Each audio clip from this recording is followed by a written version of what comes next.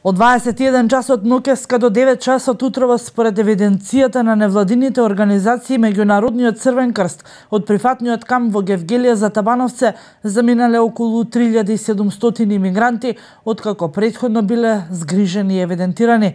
Моментално во кампот се наоѓаат нова група мигранти чие евидентирање е во тек и откако ќе изврши ќе се упатат кон Табановце со нов воз, кој е поставен на платформата во прифатниот камп.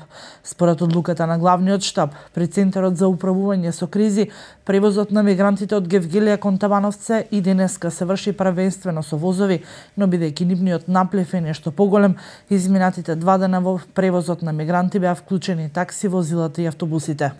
Представници на УНХЦР, како Црвениот крст и членови на другите хуманитарни организации кои што се секојдневно овдека во прифатниот центар кај Гевгелија, велат дека иако доаѓаат зимските денови, бројот на мигрантите нема да се немалува.